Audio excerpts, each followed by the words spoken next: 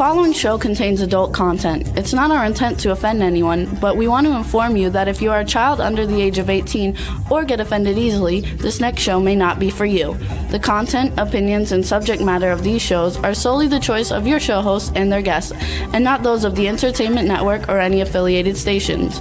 Any comments or inquiries should be directed to those show hosts. Thank you for listening.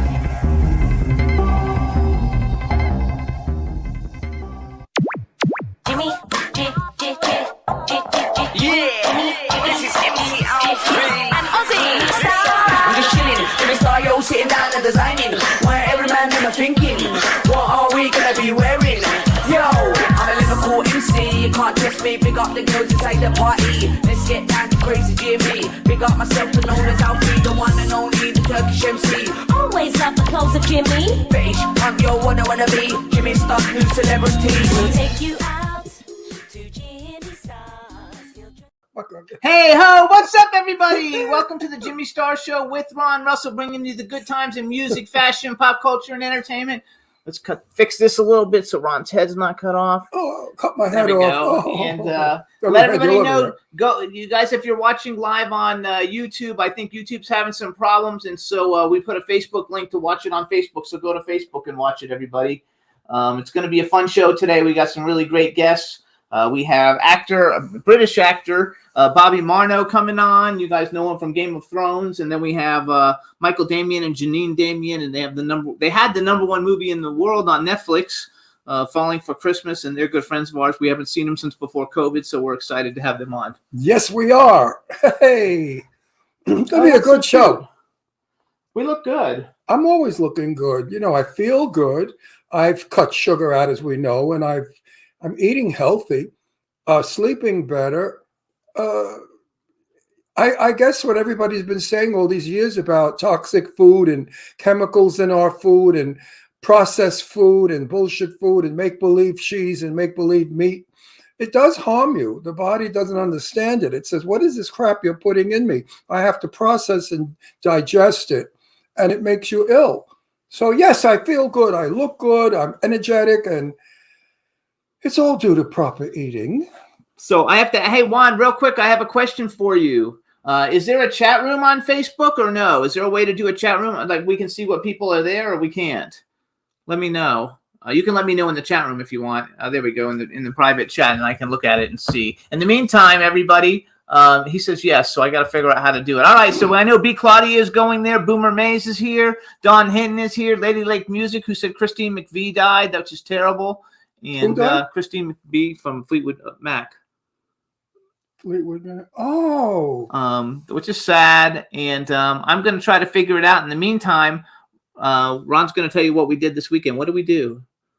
I don't know. Yeah, we didn't do a whole lot. We put up the Christmas tree. We put our Christmas tree up, which is a big deal. But actually, we went shopping. We did a lot of stupid stuff. Nothing really important, which is good. You know, I like doing stupid stuff, not always important stuff. So what did we do for the weekend? I gave the dogs a bath. I mean, really, you know, we live a very normal life as well as this crazy life that we live on television and with our friends. Friday, we're going to the movie premiere of The Beast Inside, or The Beast Within. What's the title of that movie? The Beast Inside. The Beast Inside. Movie that Jimmy produced with Eileen Shapiro. They both produced this film. And that's the reason why we're going, for no other reason except that they produced it. I like it. What else? We have Christmas parties coming up. We're going to have a party at our house. So, I mean, there's a lot of stuff coming up in the weeks to come. We'll have more exciting stuff to report to you. But right now, life is good. You know, we're doing our home thing, and it feels good to be home and not always out running around like crazy people. I know. Isn't that right, true? Jimmy? Yeah, absolutely. Absolutely. I enjoy my downtime.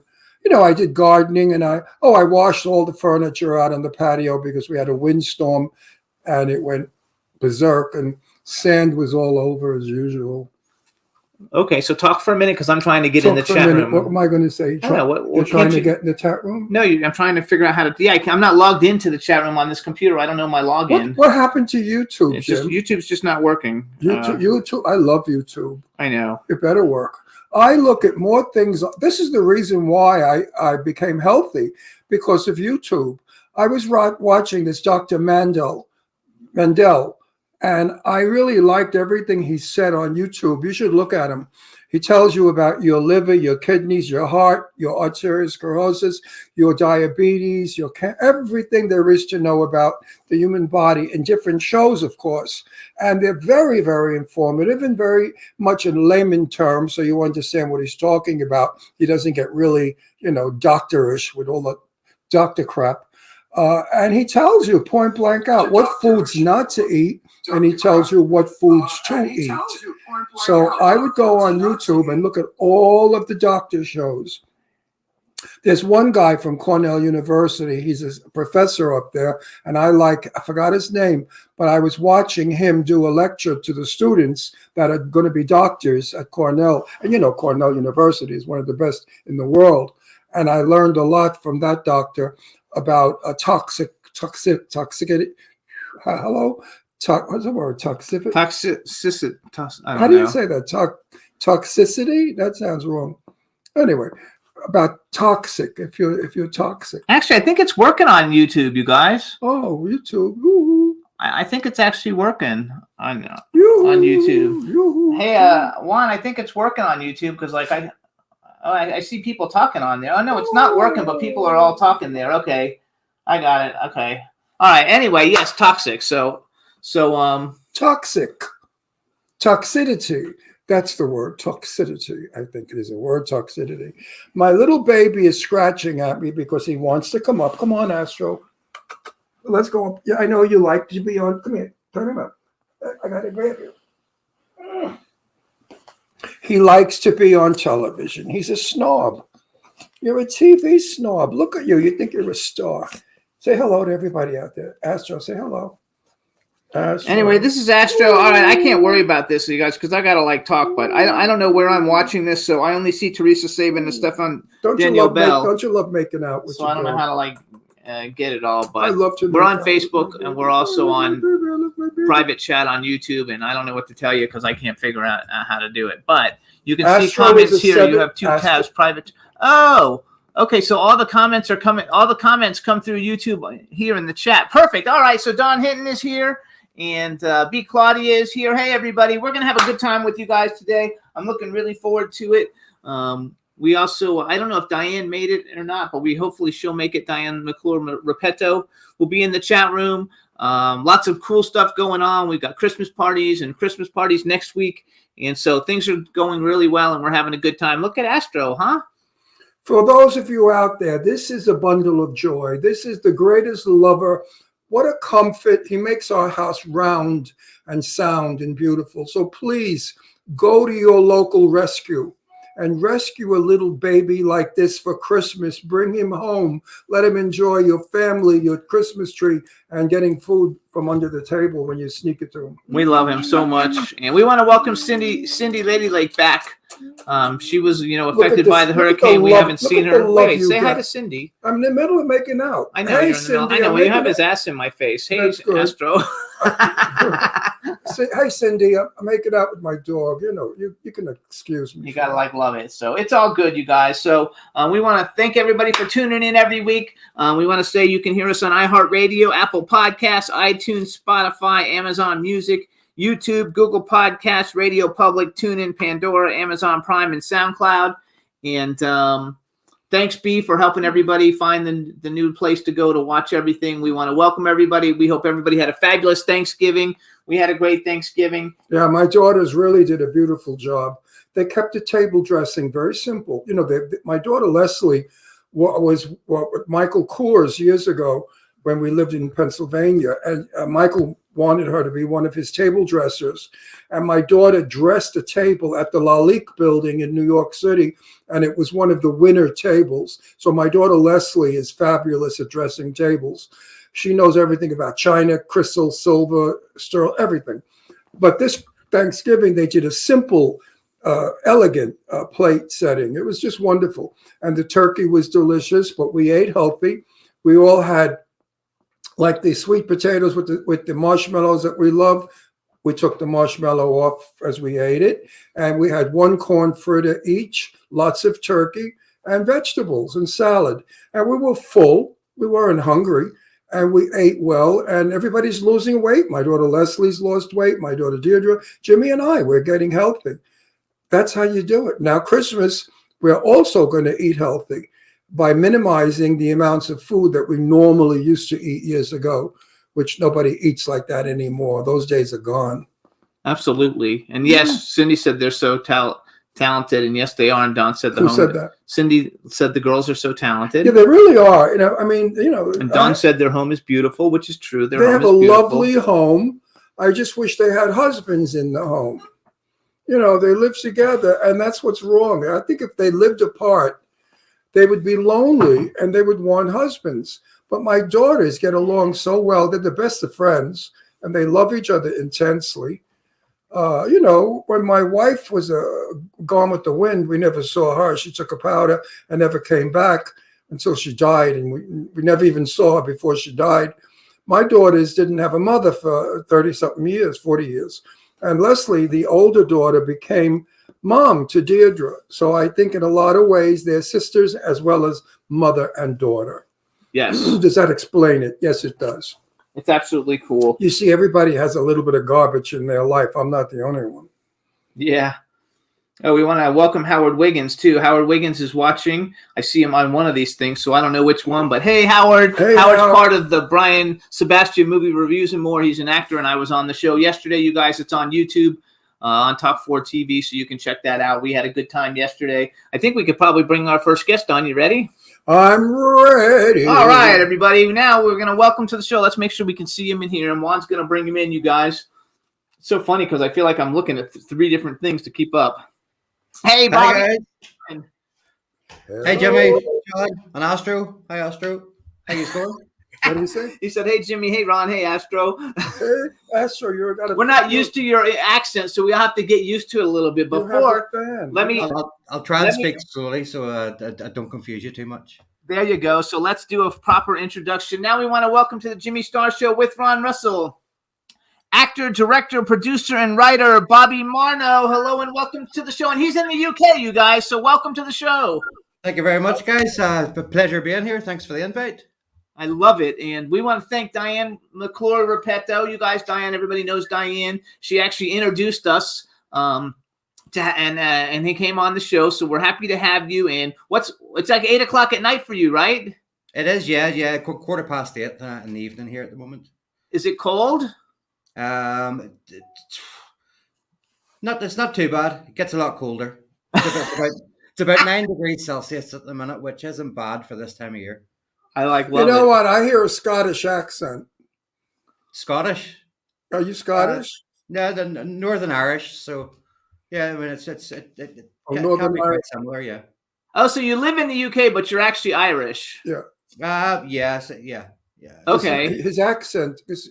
I travel those parts. I have a very good friend of mine, James Jessup, who lives in Lancashire.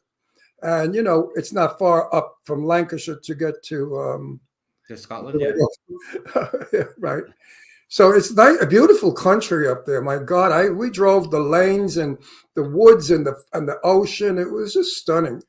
He took me to where the Pilgrims left England to come to America, that little town. Yeah. Quite interesting. My daughter Deirdre just got back from Ireland and Scotland, and she had a wonderful time, but she didn't find a husband.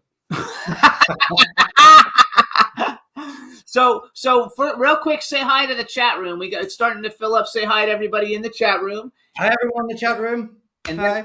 We have any questions out or pleased to meet you all. We have a girl in the chat room named Dawn Hinton, whose husband has a big full beard like you do. She says nice beard. So say hi to Dawn. She'll love it. Hi, Dawn. Thanks. There you go.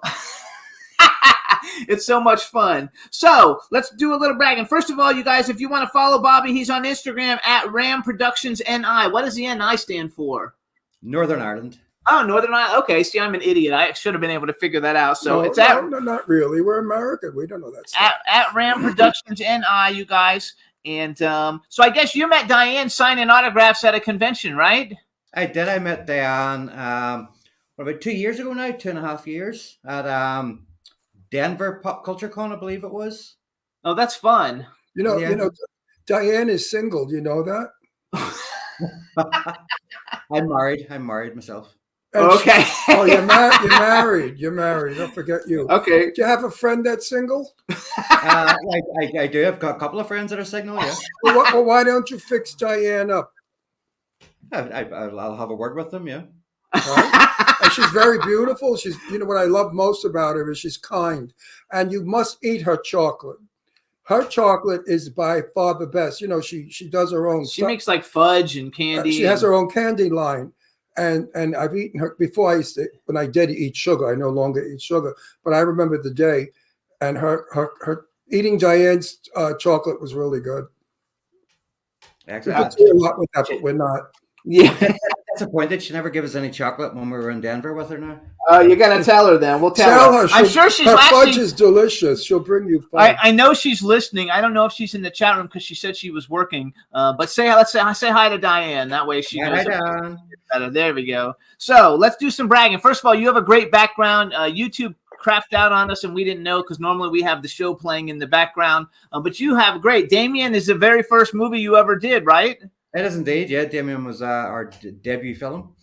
And Hope is the movie that you just completed.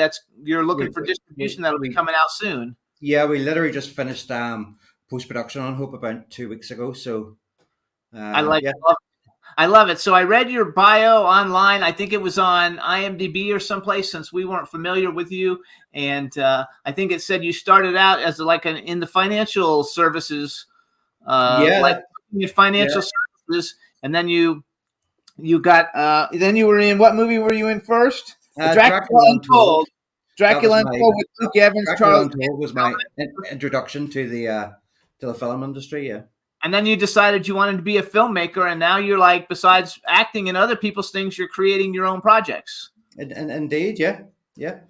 That basically all came around at the end of Game of Thrones. About 2 years ago, and then COVID hit, and the industry sort of dried up and got very quiet, obviously due to COVID. So once restrictions were lifted, to keep ourselves busy, we decided to make a film, and that's how the writing, producing, and directing started. Because you kind of have risen through the ranks relatively quickly, and I guess the beard probably helps, especially for Game of Thrones. You were reading my mind. We're together so often that you're starting to read my thoughts. My next question to him was, do you think your beard got you in Thrones? Because you look like you should be in Thrones. It did. I mean, originally, when I started out in Dracula Untold, I didn't have a beard. It was nice and clean shaven like you guys. Dracula finished, did a few other small TV things, and the industry is very small in Northern Ireland. So I was a fan of Game of Thrones first, and spoke to a few people, and they were like, "Well, grow a beard, and we'll see what we can do." So, oh no, you look like a Viking. Exactly. You look like a Viking without being a Viking. Right now, you look like a Viking. I'll take that as a compliment. Yeah. Oh yeah, absolutely. All you need is the tin hat with the horns. Yep, I have one right here somewhere. Yeah. You have one? That's good. I knew it. I mean, that. So you're married, right? Married indeed. Yep. You got kids? I have 4 kids. Yeah, 3 Oh old. wow! What? Are you a busy little guy? 4 kids. How old are you? 4 kids. Three of them have grown up and flew the nest. Oh, you have a 12-year-old son still with us at the moment. Now, what does your kid think about? Oh my God, my dad was on Game of Thrones, only one of the biggest shows on HBO history. Right. All the kids sort of find it a bit cringy, to be honest. Oh, do they really? Everybody says that. What? He said that the kids find it kind of cringy. You know why they do? Because it sets them apart from the other kids. And boys at certain ages don't want to be separate. They want to be one of the gang. And I hate being I hate being one up. I hate people that do one up, that he talks about something and you got to do one up. I think it stinks. But I was set apart because of my mother, was an actress. My mother was a silent movie actress, and she was a little nuts. I would have a party in the garden with all my friends, and I put on, rock and roll of the day, and we would be dancing. Yeah. And next thing I know, on the Victrola was Shahrazad, and my mother suddenly had scarves and began doing Salome's dance of the Seven Veils, like Gloria Swanson did. So kids thought she was nuts. And it made me very uncomfortable coming from a show business family. My sister was married to a movie producer. My father was a Hollywood and New York set builder and director. So I was never like the rest of the kids.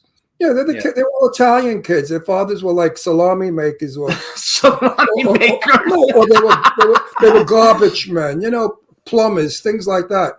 And then they came in our family, and here they are, big crazy, theater people. We were like freaks. So I understand your child. Absolutely. So let's brag a little. For anybody who didn't see Game of Thrones, first of all, Bobby's in a bunch of episodes of it. Game of Thrones starred Peter Dinklage, Lena Headey, Sophie Turner, which a friend of mine did a movie with her, Amelia Clark, Kit Harington, Liam Cunningham, Maisie Williams, a great cast. How many seasons of that Game of Thrones are there? Do you know? There are 8 seasons. 8 seasons of Game of Thrones, you guys. Yeah. And then I read someplace online, I think you're part of the Game of Thrones video game too. Is that true? Yes. I wasn't even aware of that myself, to be honest, until I've seen it.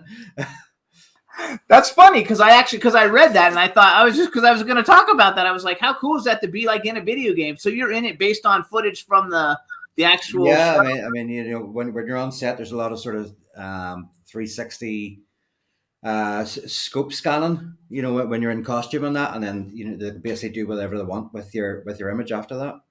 Oh, that's so cool. So have you seen yourself in the video game or no? I have, yeah. Did you like it? Did it look good? Yeah, it wasn't bad. Like, I can't complain. Yeah. So have you worked on any projects? Have you only worked on projects like in Ireland and the UK, or have you shot anything over here in the United States? No, it's all been sort of Ireland and the UK that I've worked on, yeah. Where do they shoot Into the Badlands? Into the Badlands was down just outside Dublin in Ireland. Oh, I didn't know that. So I didn't actually watch that show, but I know about it because we have a friend who was on the show one time. I don't know if you'd say it. We have an acquaintance who was on the show one time, Stephen Lang, and he's in that. And he's been on the show, and we went to a film festival and met him and hung out with him, and he was really cool. He's the greatest guy in the world. We got along so well. I mean, really, he's cool. He's not a homophobe.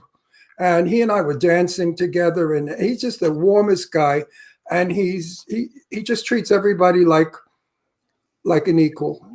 I love Stephen Lang. He's one of my favorite interview people. I hope we hope to have him on the show again. Now that there are so many films of his coming out, Avatar's coming out. Avatar, 3 of them he shot.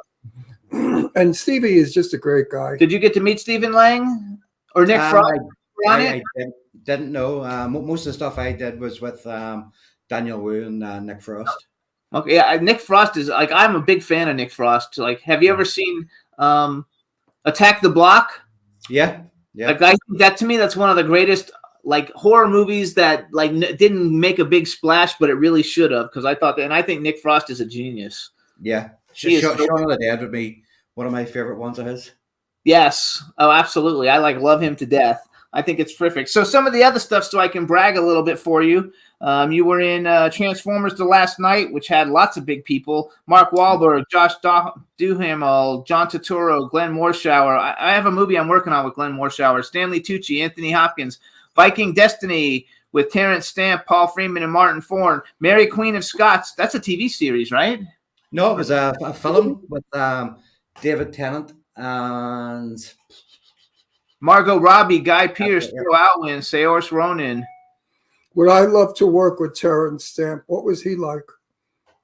David Tennant I primarily shot my scenes with. David Tennant is, so Ron doesn't know who that is because he is not a Doctor Who guy, but David Tennant was like Doctor Who. Who? David Tennant, the actor who's the star of that. Yeah. He said he worked with, he's Doctor Who, like the Doctor Who. Right. He didn't work with Terrence Stamp. He worked with, in it. Yeah, I was in Home Depot 2 weeks ago. You know who I ran into? John Barrowman, who is. Okay. Do you know John Barrowman? Who he is? I'm aware of him. Yeah. Yeah, John. He lives in our town. He doesn't live too far away. I invited him to our Christmas party. He and his, I guess he's out, right? So He's out. he and I his. think I actually met John at one of them conventions. He was either at Denver or Reno. Yeah, he goes to a lot of Okay. he goes to a lot of conventions. That's actually our #1 show ever. We had him on when we lived in Pennsylvania, and when he came on the camera, he had a blow up doll and he was making out with it. And we got 10 million plays in one show with him. And there we were. I was in Home Depot. I forgot we're looking for a pipe or something, and he was looking for seed for his lawn. So I said, if only the people that knew us this way. He said, right, Ron? He said, they never believe it. That arrow is out looking for grass seed. And Ron Russ is out looking for pipe. And I'm out looking for a piece of pipe. So then I also wrote down, you have a movie that you're working on called Ginger. So, and it has the same picture as the Damian one. Explain the Damian thing to us a little bit. That was your film, right? Like you put it all together. Yep. It was. It started off as a passion project. Damian did. Like I said, the industry was quiet. During COVID. Yes. So we wanted to do something to keep us busy. Had pretty much zero budget. So came up with the concept of making a found footage sort of mockumentary style film with no expectations for it. Based it on what one of our friends, Damien Seed, who was also on Game of Thrones in the Night's Watch. Based it on Damien, based it on his actual true life. So the first part of the film is basically just myself interviewing Damien on his life, his work as a farmer. I found the guy very interesting, and then we threw in the little twist that he's actually the leader of a ginger cult. So ginger means like redhead? Redhead, yeah. Redhead cult. Okay. Because I know you have another movie called Gingers, that you're like working on. It was basically, on the back of the cassette of Damien. I said we had no expectations for it originally. Made the film and thought, okay, what do we do with it now? Put it into some festivals and it started winning awards. See, Ronald liked this part because Gingers, which they haven't done yet, I guess it's in pre-production or they're working on it or putting it together. But guess who they have attached to it? Sam Jones, who's Flash Gordon. Oh God, Flash Gordon. He loves Flash Gordon. That's my favorite hero. The Buster Crabbe 1936 Flash Gordon. I grew up with him in the 1950s, 40s, and 50s. And Sam's a great guy. I'm going to work with Sam Jones before I croak. I am. I've said that. And Jimmy's working on it. We're going to put Sam in a film that Jimmy produces, and I'm going to work with him. I think he was a very underrated actor. Handsome as hell, very handsome. And I just think that he was not handled properly. And also Flash Gordon didn't do him good. Because he's always Flash Gordon. Did you see Ted? The Ted movies? I think he's hilarious. Of course, yeah. He was great in Ted, yeah. So funny in the Ted movies. I freaking love I would like Sam to come on our show. Didn't we know somebody that knew Sam? They gave me his agent's phone number, but they said basically I guess he goes to conventions every freaking weekend. So he is the king of conventions, Sam. Yeah, I know. Where we met him. We met him in Denver and Reno, and we were in a booth beside him, and he pretty much took us under his wing, gave us some tips, took us out for dinner. We just found out. Sort of stayed in touch with him, yeah. That's cool, though. I love that. Go ahead, Ron. We just found out that our show went up again. We have over 5 million viewers now, and we're number 10 as the best show on Best air. celebrity interview podcast. Yeah. Show. So Sam Jones should only want to come on our show. I mean, coming on our show is no little shit. We're not one of these stupid little morons that think they can do an interview show. I've been doing I've done over 4,000 celebrities in my day, and Jimmy as well. We're very well suited to do what we do. Absolutely. And we handle our guests very well. So Sam Jones, get your ass on our show. He was in and out. I'll give you his details later, and you can get in touch. I would love it. So I love it. So basically, because you kind of have a mixture of everything. You kind of got some horror things in here. You got big action things because Into the Badlands is action. You got horror, and you got Viking, and you've got period pieces. Do you have something that's your favorite to do? Like, if you had your choice, and you could be like, would you be an action hero? Would you be a horror star? You just want to be a working actor? What is it that you wish you Just to would make like to money. do? Make money. Just, moving forward, being behind the camera, more sort of the production directing side. Okay. But, looking back, my most favorite things were the action roles. Okay. When you're getting paid to sort of, run around the field with a sword. Fighting, it's hard to beat, yeah. So how big are you? How tall are you? Just shy of 6 foot. Okay, so you're a tall guy, and how much do you weigh? How tall is he? Just under 6 foot. Oh, I would think bigger. Yeah, you look maybe like you could, because you look like you sit tall. you look like. I mean, you look really big. Like you could be like the next. No, he sits tall. I'm 6 foot, and I sit low. But you could be like the next Jason My or height's Freddy. in my legs. Your height must be in your torso. Like you could be like a bearded Jason or Freddy or something, and that would be kind of cool because we haven't had a bearded serial killer yet. Yeah, I think we did. No, Well, we haven't. not one of the famous ones, but Yeah, I've not a seen it in famous other ones. movies. That's right, not a famous Yeah, one. yeah, yeah. I love it. So you have a new movie, Hope. There's always hope. I actually Yeah. saw the trailer for it. I didn't share it with anybody because you just sent it to me personally. But like, tell everybody what's that about. So Hope is based on a true story. So one of their producers, a good friend, Matt Ockerfeld, went climbing up along the coast in Ireland here by himself, which he shouldn't do, with no safety equipment. Fell, damaged his ankle, and it took him about 6 hours to crawl back to his car because he had no phone signal. So that was the basis then for the story of Hope.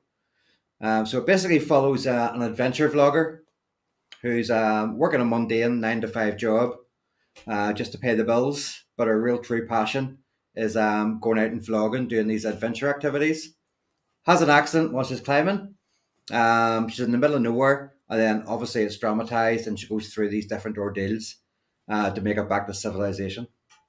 Okay, it looks good. I mean, the trailer it's shot really well, and the trailer looks good. And once it actually comes out and you get it all ready to go, we'll help promote it for you because I think it's really Jimmy, cool. could you tell the engineer to get rid of the Ron Star right where it is and put it somewhere else? Which Because one? Astro's not on camera. You can't. That's where it goes. Why does it go there? Just hold him up higher. I Sit can't- up straight. I'm sitting up. He sounds asleep. Oh, just let him sleep then. He's fine. He's Oh, fine. there you go. Oh, thank you so much. Now you see my little boy. And now we don't know who Look he at is my or little anybody is. boy. Okay. Anyway, you guys, this We'll is go back Bobby to that. Marno. You should follow him on Instagram, Ram Productions NI for Northern Ireland. Thank you. So let's talk a little bit about what made you decide to start doing this in the first place? You're a successful investor, broker person, and then you wake up one day and say, "Gee, I think I'm just going to ditch this job that I probably made a lot of money, and I'm going to go try and be an actor." It is a good industry to be in for money, but Yeah. I was at a point in my life where there's more important things than money. It is a bit of a soul-sucking sort of career, and I was lucky enough. I'd signed up with an agency when Game of Thrones started. They had an open casting for season 2, so signed up with them. Heard nothing back, and then one day I was out with the kids and got a phone call saying, "Would you be interested in being a vampire in a new Universal Pictures film?" So of course I was like, well, who wouldn't want to be a vampire in film? Yeah. So He wants to be a vampire too. yeah. You know what? I've been working in film for 64 years. I'm 82 years old. So I've been around a long time. The only thing I hate about my business is I'm always looking for work. We're always unemployed. And that stinks. We could be unemployed for 3 months and then suddenly 4 films come along and then nothing for another year. It's really mind-boggling that you have to live this way. But it goes with the territory, as they say. That's it. So that was my introduction to the film industry, and sort of caught the bug, and haven't looked back since. And I've been lucky enough to be kept busy enough. Yeah. I know, that's terrific. So do you know like Simon Bamford or Nicholas Vince or Barbara? What's her name? They're all like the Cenobites in like the Hellraiser movies because they're all from the UK. Yeah, yeah. I met them all over here a bunch of times, and they've been in the chat. They've all been on the show. You know what question I love to? Well, you're Irish, but I love to ask the Brits is, what do you think of Joan Collins? And I get the most wonderful answers. They're always funny as hell. I asked one guest from England. I said, "What do you say? What do you think about Joan Collins?" He said, "Well, we're happy you got it now, and we don't. We're sick of her, you know." And I love Joan Collins. I met her here in L.A. and stunning as they come. I mean, she was no chicken when I met her. She was up there, and still a stunningly elegant, beautifully well put together woman. She could be bitchy, but I think that's part of her charm. Yeah, it is. Yeah, yeah. Have you ever met her? I have never met Joan Collins. No. You may. I'd like to meet her. Well, I'd like to work with her. I think she would be fun to work with. You know, I would like to play a nasty person, and she's nasty, and we could see who could out nasty each other. I think that movie probably would sell like crazy. I mean, it would make more money than anything. People don't like happiness and love anymore. They like cruelty and evil and blowing up and death and stabbing and shooting and that's what he likes to play that too. Yeah, I know that, but enough of it already. You know, during the 1940s, we had feel-good movies. You know, it was during the Second World War, and everybody was under stress and strain. So the movies made you happy to take you away from what was going on. But today in the world, the movies are duplicating what is happening nowadays, and it's just it's a bit exhausting to live life and then watch films that recreate life. Yeah, yeah. Where did Jimmy go? Jim. He's ran away. I guess he had to pee. You know that. I mean, that was one of the inspirations for wanting to make our own films as well. Is that, you know, it is the same mundane sort of films that are being churned out at the moment. You know, so you know we wanted to make something different. Well, we watched a movie last night, and the only reason why we watched it, they said it was a comedy. Well, if this movie was a comedy, then I must be getting the wrong idea what comedy is. It was about a guy whose father teaches him to be a killer, and he's an assassin. He kills people for a living. And the end of the film is he shoots his father to death, and then he shoots himself to death. Where the humor was, I have no idea. But they called it a comedy. Right. So I think we've lost sense of time. You know, Mel Brooks, is that who I want? Yeah, Mel Brooks did comedy. Yeah. And we understood that kind of comedy. It was satire. It was fun. Yes, Spaceballs was great. Like. You know what? Do you remember Are You Being Served? The television. I love the woman that used to say, I have to go home now and take care of my pussy. You know, I loved her, the lady who ran the department store. And also there was another guy out in England that was wonderful comic, the little short fella, fat fella with all the beautiful women. What was his name? Very famous TV show. Are You Being Served? I know. I don't know. No, the other guy. He always had gorgeous Benny women. Hill. Benny Hill. Benny Hill, yeah. Loved Benny Hill. Are you old enough to know? You must be. I used to watch Benny Hill on a Saturday night on TV, yeah. And also those wonderful movies they put out with that strange-looking, skinny little gay guy who fell down a cellar and he said, I do believe I've done myself an injury. Lines like that are so funny. Those movies were. Oh, the guy with the skinny face, Mr. Bean.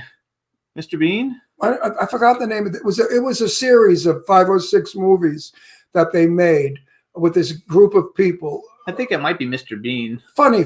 So you see, the English have wonderful humor. It's very dry, but it's witty. It's witty. Irish people, and we know quite a few here in this country, have a tremendous humor. It could be sarcastic, but it's tremendously funny. Very sarcastic and dry, but yeah, I mean, especially after a few tanks of beer, it's funnier. They call it a tank of beer. A tank, yeah. When I was in England, you drank a tank. You still drinking tanks? More pints over here. Yeah, pints. Pints, okay. Pint. I thought a tank was the thing that the beer goes in. They called it at least, listen, I was in Lancashire. I was in a pub that my hair was caught in the ceiling. That's how low it was. And the door you had to bend to get in because the people 500 years ago were short people. And it was the best, most delicious Bach beer I had ever had in my life. And it was served in a tank, in a copper tank. Okay. Yeah. So that's what I Anyway, let's switch. They kept the tradition. All right, so you're an actor. So you like, and you're transitioning to a director. But like, okay, let's say we'll do it as an actor first, like a bucket list. So you could be a male and female actor. You know that if you were going to be in a movie that you would like to work with, and then if you could have ever been in any movie that's ever been made, what movie would you like to have been in? And then the added question to it: if you could have directed any movie that's been out, that's ever been made, what movie would you have liked to have directed? I never asked that one, but we'll add that to it. Ooh. So who would I have liked to work with? Honey, you're hurting my arms. Bruce Lee. Bruce Lee. Now nobody's ever said Bruce Lee. Lee. Wait, now I want to know why. I grew up watching Bruce Lee films, and it was because of the likes of Bruce Lee films and Jean-Claude Van Damme films. I got into martial arts myself at an early age. So yeah, to be in a Bruce Lee film, I suppose, would be. Oh yeah, that's cool though. I love Jean-Claude Van Damme films. They're basically known as action actors. Very little dialogue, very little storyline, mostly action. So what you like in a film is action. What's the Jean-Claude Van Damme film? Where they like do the underground fights? The Bloodsport or Kickboxer? I love Bloodsport. I've seen it like 100 times. You know, I love Bloodsport. So that's cool. Yeah. Okay, what about a female? Who would you like to work with with a female? What actress would you like to work with? You guys have the British too. It doesn't have to be a British actress. I was just going to say though, the British actresses are like so amazing. Like you guys have the best actresses. Oh, I'm madly in love with one of your British actresses. Which one? Downton Abbey. Oh, we like what the hell is her name? The one who played Lady Mary. Now I love her. I've watched her work. She's a brilliant actress. Oh shit! The best actress out there, better than Meryl Streep. I mean, she's wonderful. And her name is Dockery. Oh yeah, Michelle Dockery. Okay, yeah. Do you know who she is? Yeah. Oh my God, we saw her here in an American production where she played a drug addict, hooker, assassin, thief. So far from Lady Mary.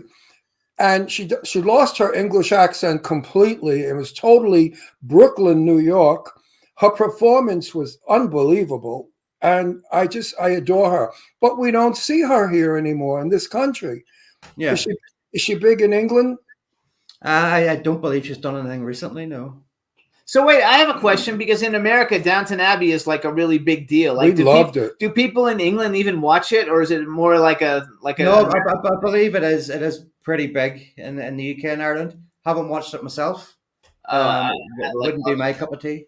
Yes, I didn't think it would be mine either, but I actually liked it. You could have been in that movie. You could have played an earl or a duke, one of the their nobles. Snobby and very snooty, like she played Mary.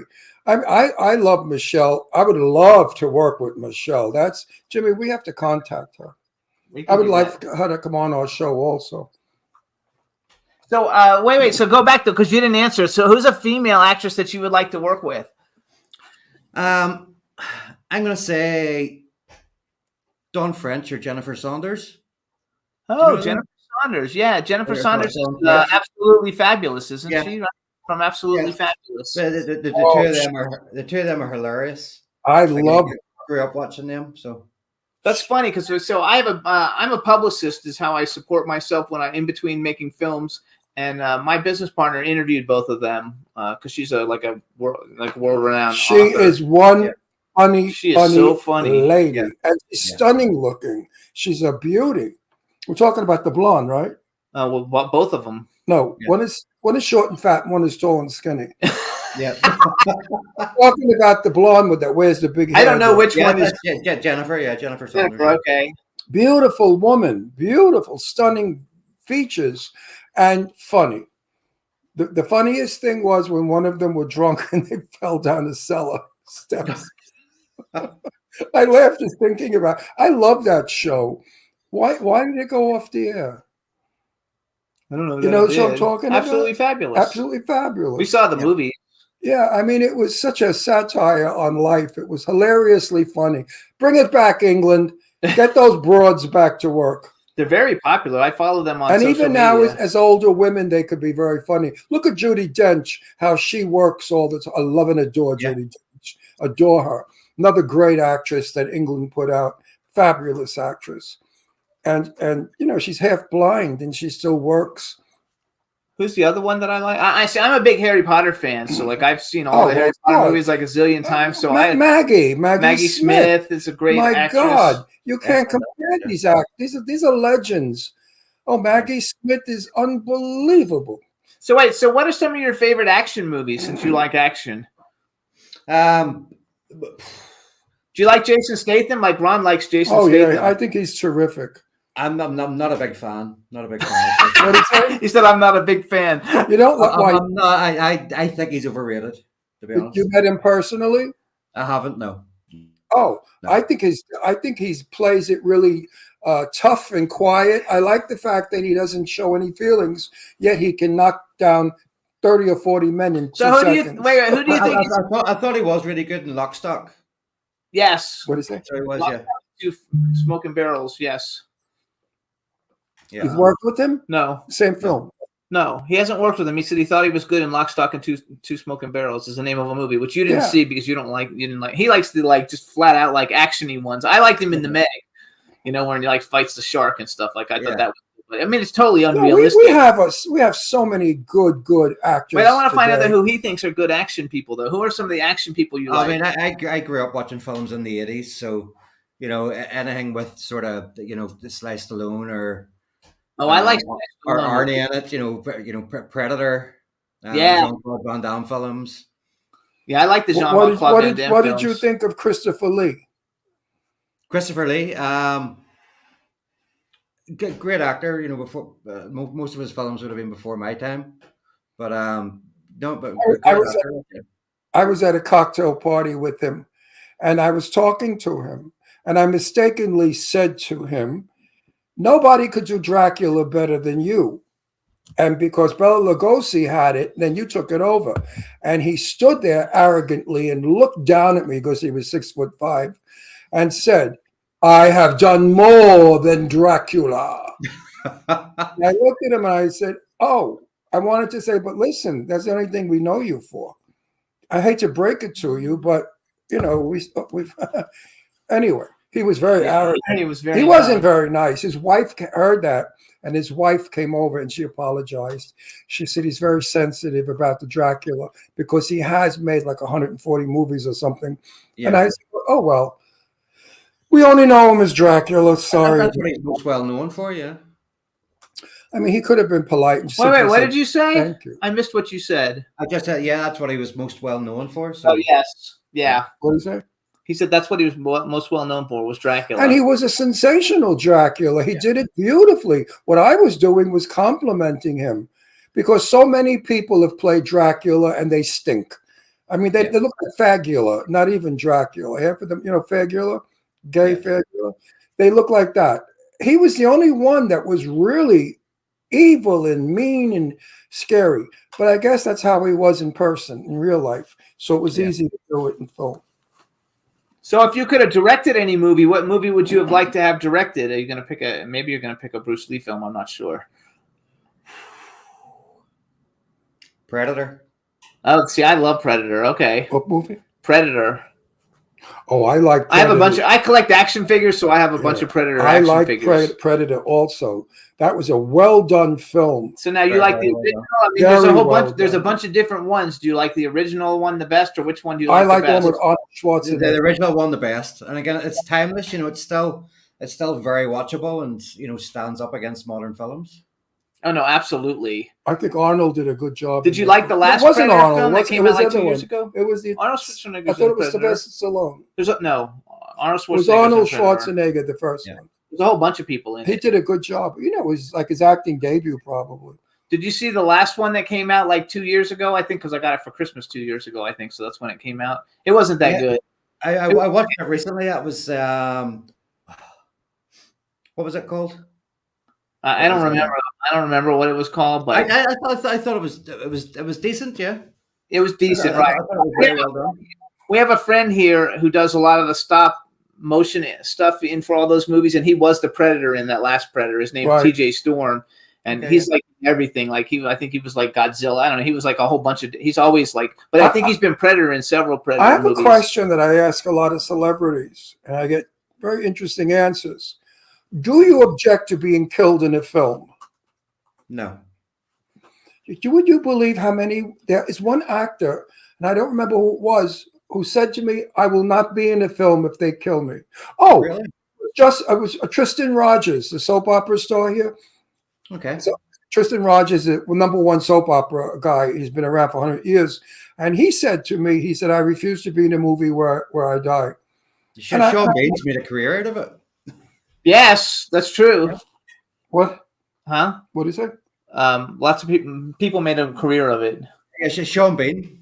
Yeah, Sean Bean is, and Sean Bean is. Oh, Sean Bean was in Game of Thrones too, wasn't he? Or no? Yeah. Yeah, Sean Bean. I got killed off in a movie. I'm getting killed off in another one we're shooting soon.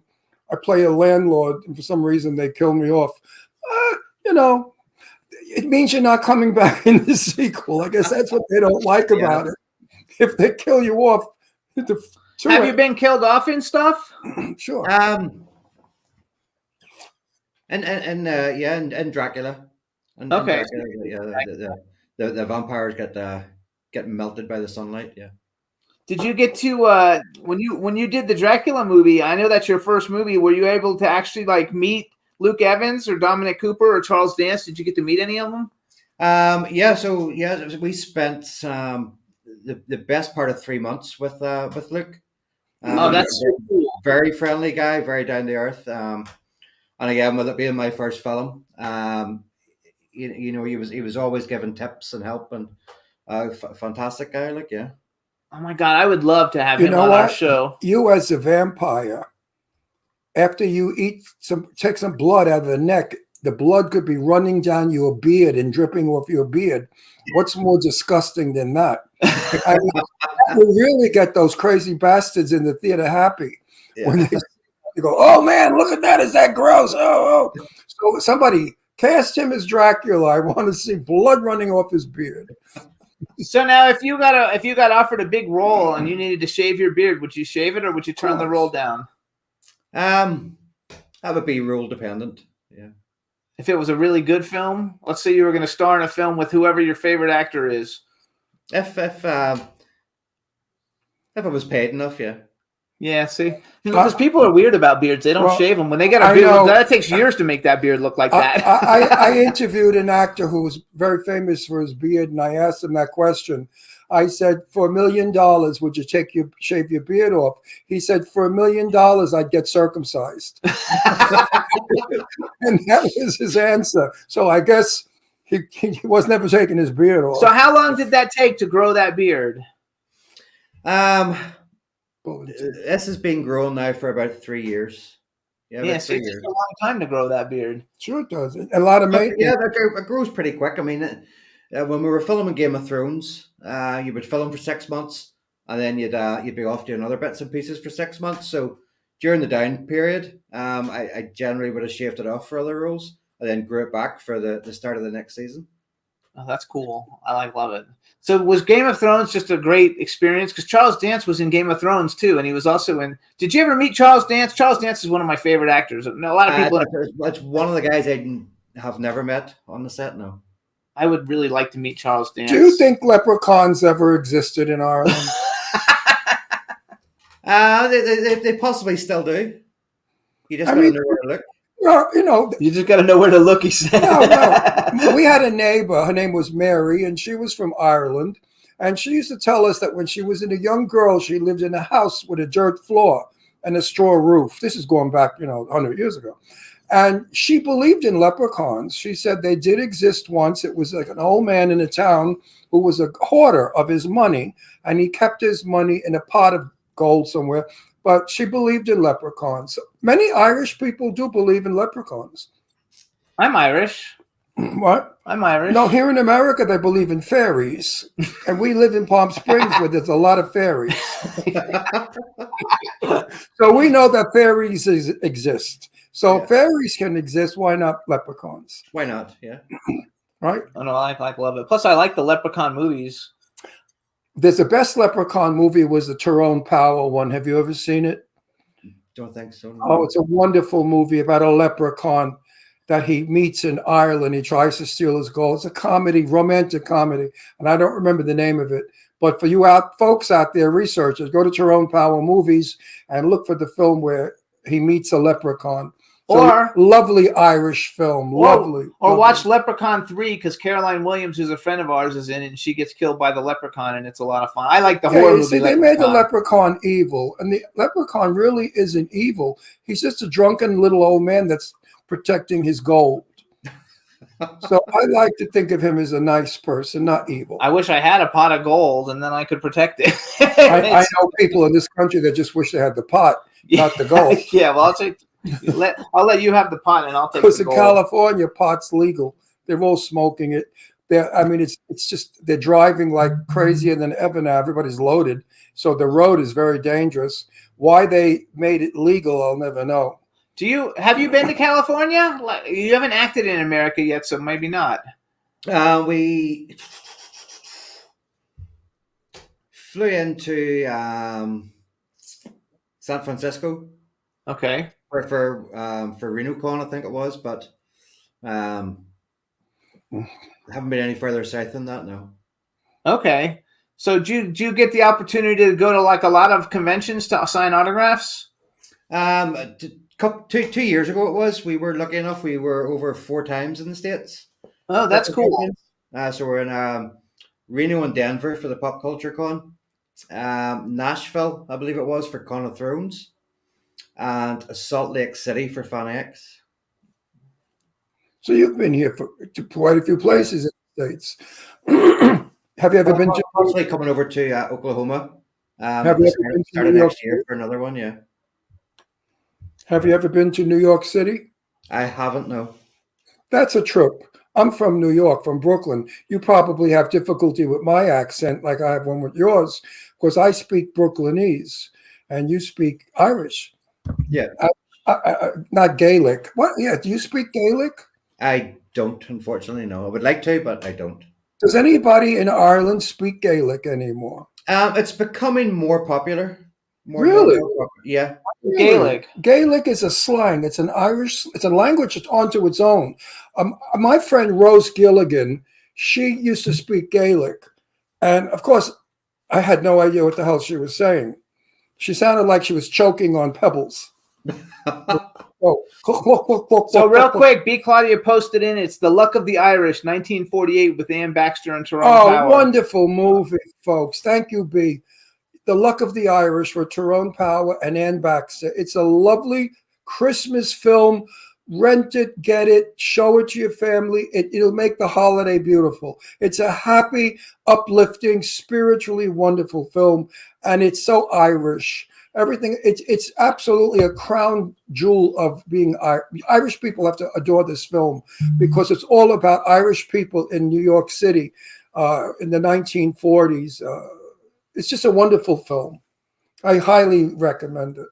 Also, Diane's trying to get into the chat room, and I don't know how to tell her how to get into it, so I just texted her, but I told her that we talked about her and that we said hello to her. We said nice things about her, not like some people say bad things about her.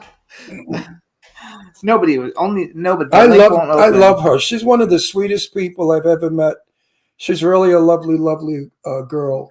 You know, I told her, I said, you know what? You're never going to get a man if you don't wear lipstick. She said, really? I said, there are 3 things that is the most important thing to a woman: lipstick, lipstick, and lipstick. And she said, why is that? I said, because if a woman opens her legs and you see her labia, it's pink, like lips. And if a man sees lips that are red, he thinks it's a labria and he gets excited and he goes after it. And this is true. It was I read it somewhere. It was a psychological thing. Men look Marilyn Monroe with those red, greasy lips. You know what men thought about that. So red lips are very sexy. Now that she's been wearing lipstick, she's been getting hit on more. She's fabulous. So think about it. Seriously. Men look at a woman's lips and they think, wow, that's sexy. Keep talking. I'm trying to get. What are you, my director now? Yeah, because I'm trying to do this, and I don't want silence. We're married. We're married. We're allowed. Jimmy, I'm tired. Click. I'm old. Link. I'm used. I'm beaten. I'm broken. I mean, New York City scares me, to be honest. What? New York City scares me. Scares you? Are you out of your bird? It's the safest place in the world. People. It's just very, very big. No. Let me tell you. I've been to London 1,000 times. Okay. London is a small New York City. It's the same thing as New York. The same people, the same elegance, the same beauty, the same intelligence, museums and art. It's the same thing. New York has sections. There are areas you don't go in because the people there are not educated or sophisticated. But if you go to the good parts or the educated parts of New York, where the higher plane of thinking people live and socialize, you won't find a more sophisticated city in the world. I mean, you could dine elegantly still. You could meet people who are not pseudo-intellectual, but true intellectuals, writers, producers, directors, artists, musicians. I love New York. I don't like California. I'm here because of Jimmy and work. If I could, I would be back. No, I would be back in New York. New York people invite you in their house for coffee. If you invite them to your house for dinner, they invite you back. California, you could drop dead in the street in front of somebody's house. They wouldn't come out to give you a glass of water, let alone invite you in for a cup of coffee. So that's bullshit. California is another world. Everybody, when they said it attracts fruits and nuts, they weren't kidding. Everybody here is from someplace else. And they brought with them all of their traditions, which are different. And they're so confusing that nobody knows what the fuck they're doing. No. I produce a lot of movies, though, and it's good for me to be here. New Yorkers are 4-5 generation, and the traditions are solid. Now, New York is full of other people who go there because they think it's going to be like the television show Sex and the City. You know, they're all going to go and make rich men, and that's bullshit. So now we have too many out-of-towners living in New York. The true old New Yorkers like me have moved out. They're in Florida or they're in Palm Springs because of the winters. So New York has changed, but please don't be afraid. Go. If you're lost, stop, ask somebody where you want, and they'll be so kind, and they'll even take you where you're lost. Denver was my favorite so far. No, New York is the safest city in the world. They say it's not. Wait, where's Denver? Who? Denver. Where is that? That's Connecticut. That's Connecticut. Denver, Colorado. Oh, Colorado. Oh, there's a Denver, Connecticut also. I'm a little more frightened in LA, to tell you the truth. LA has got some wacky people. Oh, Diane actually made it, though. So, hey, Diane, we're saying hi again. See you at Zach's party. Yeah, that's hilarious. Zach's Christmas party. But seriously, back again. New York is not to be afraid of anybody. All of you go there. Go to Rockefeller Center. See that wonderful Christmas tree. And the department stores. It's such a Christmas spirit. And if you're lucky and it should snow, oh my God, it's heaven. To be on Fifth Avenue in the snow with the Christmas music playing and that wonderful Christmas. I'm going to cry. So hang on, everybody. I could cry. Right? I swear to God, I'm not lying. So you guys, this is Bobby Marno. He's been a bunch of great things. He's also got a new movie that will be coming out called There's Always Hope. Where can people see Damian? Is there a place they can see? Damian is available on Amazon and Tubi. Okay. Oh, on Tubi. We watch a lot of stuff on Tubi. Yep. You guys also, you can see him in Mary Queen of Scots, Viking Destiny, Transformers The Last Night, Morgan, which we didn't talk about, but I love Brian Cox. I saw Mary Queen of Scots. Dracula Untold. Who did you play? I was a Moray man. Morning, man. Also, you guys, he's in a bunch of TV series: Red Rock, Rain, Line of Duty, The Frankenstein Chronicles, 6 Degrees, The Fall, Love and Hate, and Game of Thrones, obviously, which put him on the map. I mean, Game of Thrones definitely put you on the map, dude, and congratulations, because you really haven't been doing this that long to have such great credits. And so we want to congratulate you on that. We want to... And I want to say that you've worked and you made a lot of money, and maybe now you can afford to buy bread and butter, and maybe a piece of chicken if it's not too expensive. Because it's expensive as shit here. England, I hear, is getting hit like we are. We are in an inflation that is disgusting. Yeah. I spent $54 the other day in the supermarket, and I bought like 5 items. Are they out of their fucking And the minds? bread that he likes to eat is $7.69 a loaf. I don't know what that is in pounds, but imagine almost $8 for a loaf of bread. I said they got to be out of their minds. Everything's pretty much doubled here in the last sort of 6-12 months. They say it's because of the oil. What the hell has the oil got to do with it? Either way. But So anyway, you guys follow... let's hope inflation is gone in the new year, everybody. Pray for it. Follow Instagram, you guys, Ram Productions NI. Be looking out on the lookout for the fabulous movie that he's going to have with Sam Jones. It's in development called Gingers. Oh, wait, you're going to be... Wait, quiet, stop. You're going to be in a movie with Sam Jones? Why do you think we talked about Sam Jones? I don't know. I don't hear too well, and his accent, I'm really fucked. Wait, you're going to be in a movie with Sam? It's his movie, and he can't... Sam's going to be in our next film, yeah. Would you please tell Sam Jones I'm his biggest fan in the world, and that our show is over 5 million viewers all over the world. Like I said before, we're the 10 best interview show in the world, and we are begging for him to come on. I would love to have Sam Jones on. Please do that for me. I will indeed. And I owe you a favor. If you do that for me, I owe you a favor. And we're going to do something together. Anybody you don't like, I'll have killed. I'm from Brooklyn, Italian. You get the connection. That's a deal.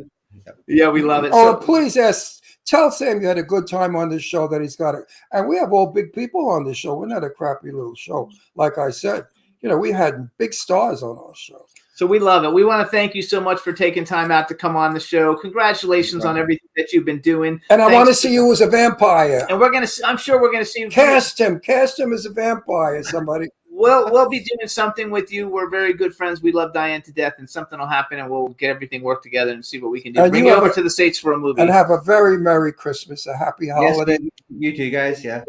Enjoy all of it. And may you be given the best gift that anybody could give you. And that's the gift of love. There you go. Thank you so much. Thank you, guys. Bye. Hey, thank you so much, Bobby. Take care. Take care. Nice talking. Oh, yeah. Bye, Diane. Diane, we love you. Yay. We love you. We're going to take a quick music break, you guys. We're going to play. What are we going to play? Gabe Lopez featuring Belinda Carlisle. The name of the song is California Blues. Juan's going to play it for you, and we'll be back in a minute, everybody. Thank you.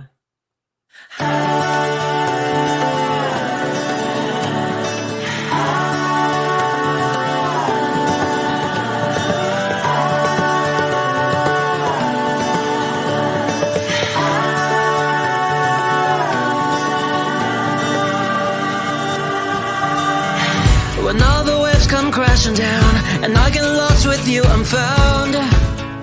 Oh,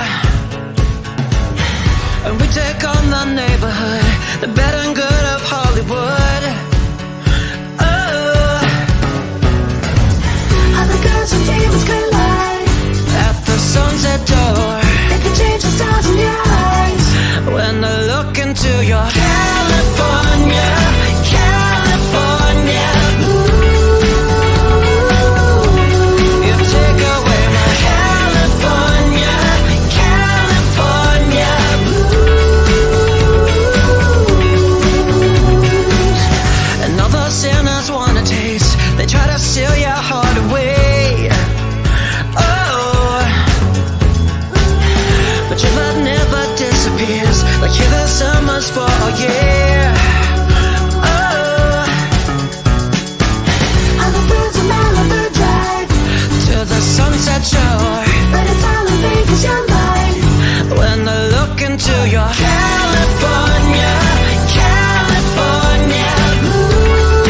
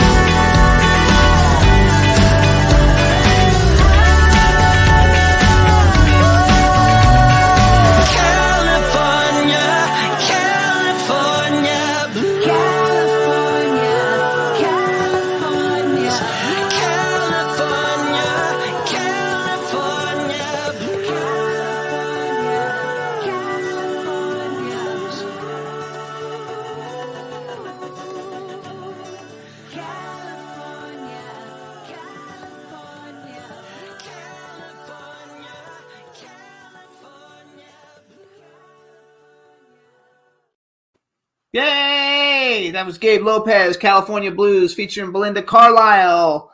And now our next guests who are not here yet should be here any minute. I'm going to check my email real quick and make sure everything is going good. But everything should be good. And that's going to be Michael and Janeen Damian. They are so busy doing interviews. Really, they do one after another because their film is really a big hit. And we're going to talk about it as soon as they get here. Absolutely. Let me just look real quick and see. Let's see. Just talk about something, Ron. What do you want to talk about? It directs me. Talk about something. Well, I want to pull it out of my ears. Wait. Talk about something. What am I going to talk? Let's talk about you. I can't. How you screw up on this show all the time.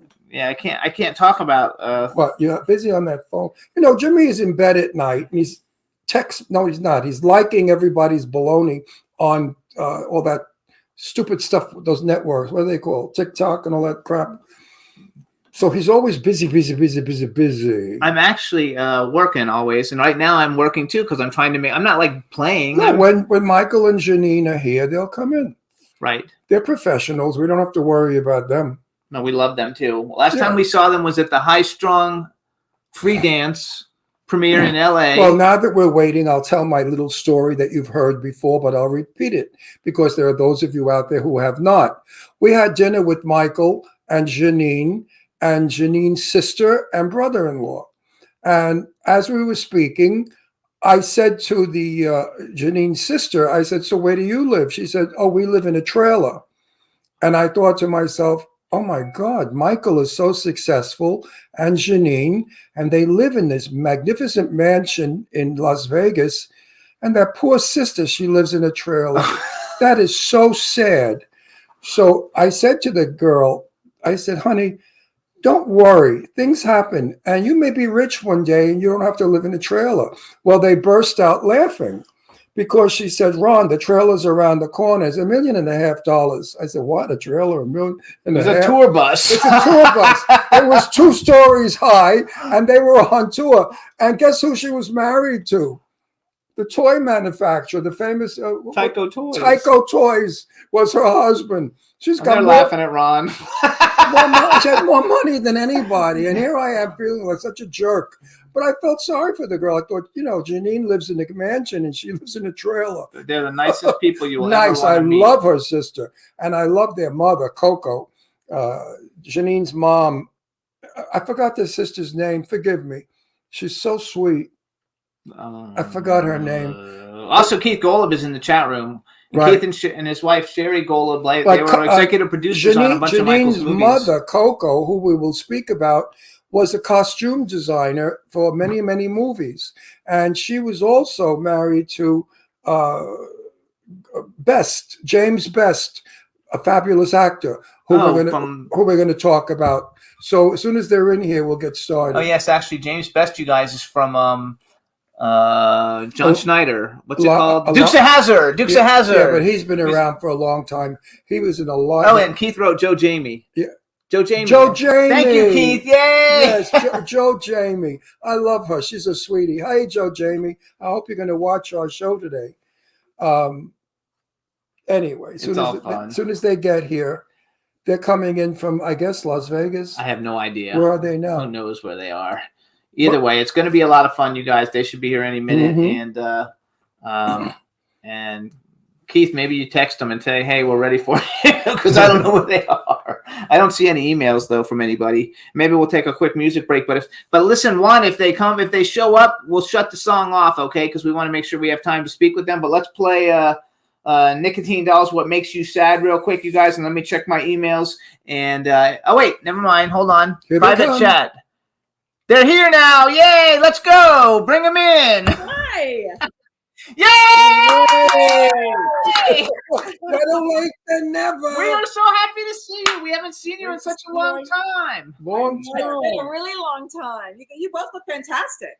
Thank you. What about you? Yeah, you don't even age. You're so beautiful. You look the same now as when I met you 5-6 years ago. Oh, thank you. Were you talking about me, Ron, or were you talking about Janeen? No, not you, brutto faccio. I'm talking about sua moglie che è così bellissima. Understand Italian, Janeen. Hang on. Did you know that Michael is from the same town that we are from in Genoa? I know. Come stai? Noi siamo Zenese. Yeah, Zenese. Sono Zenese. Che sta bene? Yeah, he's got the dialect and everything. Meanwhile, you got this movie that is. Hang on, wait. We're gonna do an introduction. You're like way ahead of we us. know them. I know it doesn't matter. Our audience might not know them, and so Okay. all right, everybody. Now we want to welcome to the Jimmy Star Show with Ron Russell, the Hollywood power couple. Yay! Michael and Janeen Damian. Hello and welcome to the show. And before we get started, we have a chat room full of people, so say hi to everybody in the chat room. Hello to all the people In the chat room, make sure you say hi to Keith and Sherry. Right.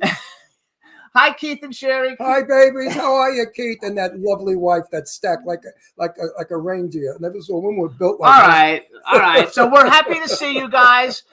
We haven't seen you since the high school. I always tease her about her boobs. She loves it. I tease her all the time. So meanwhile, I saw your movie, and I said to Jimmy, they get better and better. Usually movies get worse and worse. You know, nobody really outdoes their own hit. You know, I loved the two other movies. They were wonderful. And I said, he's never going to surpass that. And then I saw the second one. I said, he's not going to surpass that.